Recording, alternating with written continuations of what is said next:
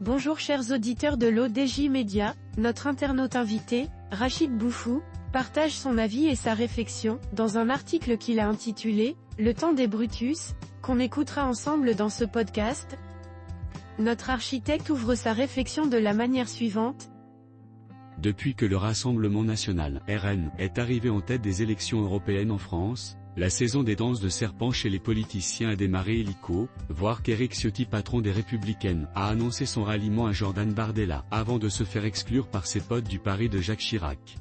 De l'autre côté, Marion Marshall-Le Pen, qui a rejoint le parti de Zemmour et fait un score de 5% aux élections européennes, a annoncé, elle aussi, son désir de rallier sa tante Marine Le Pen au RN, avant de se faire exclure par Éric Zemmour, qui n'était même pas au courant. La bataille des Brutus bat son plein à droite, où les trahisons, les reniements ou les jeux en solo font fureur. C'est à celui ou à celle, qui ira illico se mettre sous l'aile de la marine, pour espérer décrocher des sièges ou un poste ministériel après les prochaines législatives, guettant l'arrivée en tête du RN à ces élections et leur conduite, hypothétique, du prochain gouvernement de cohabitation juillet prochain. Notre internaute invité enrichit son discours ainsi. La politique n'étant pas une science exacte, en France comme ailleurs, c'est au moment des élections toutefois que les politiciens deviennent dingues, prêts à brader leurs principes ou à trahir leur camp, pour se donner aux gagnants potentiels du moment.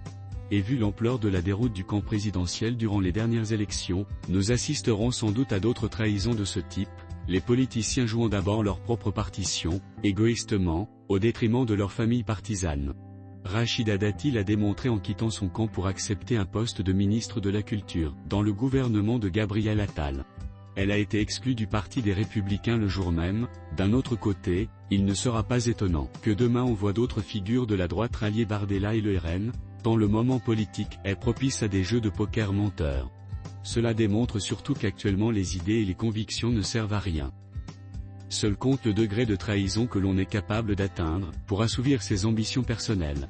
Et tant pis pour les électeurs, qui ont été naïfs de croire que les idées comptent. Bardella, qui a un bac+0, puisque n'ayant obtenu aucun diplôme ni formation post-bac, continue à séduire une droite décomplexée, étant plus lisse et moins brute de décoffrage que Marine Le Pen avec sa voix d'homme, et ses élans abracadabrantesques.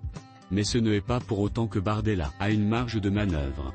C'est toujours le clan Le Pen qui est à la commande, puisque Jordan sort avec la nièce de Marine, et qu'il est surtout porté par la frange extrémiste du RN symbolisée par le GUD et Renaud Chatillon.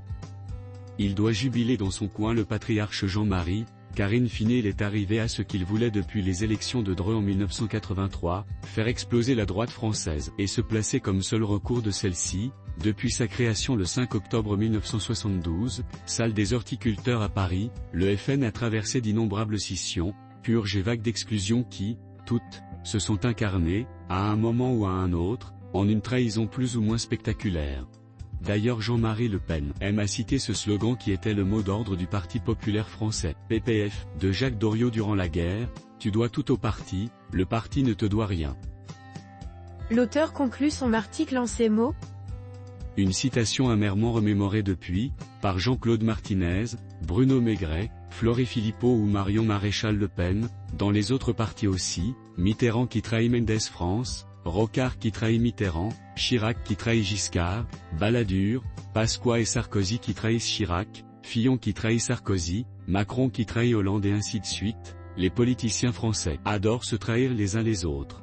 C'est à celui ou à celle qui tuera le père, qui les a fait en politique. Brutus, le fils adoptif de Jules César, n'a-t-il pas trahi ce dernier, en s'alliant à la conjuration des Ides de mars, où il fut présent au Sénat, et donna un coup de poignard à César? Bref, la trahison demeure le carburant des politiciens depuis la nuit des temps, et ce n'est pas demain que cela va s'arrêter.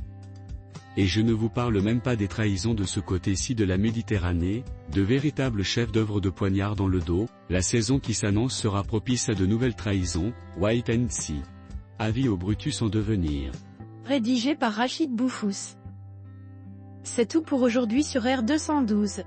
On se dit au prochain podcast de nos internautes invités. Restez à l'écoute pour plus d'actualités. Et merci de nous avoir écoutés, à très bientôt.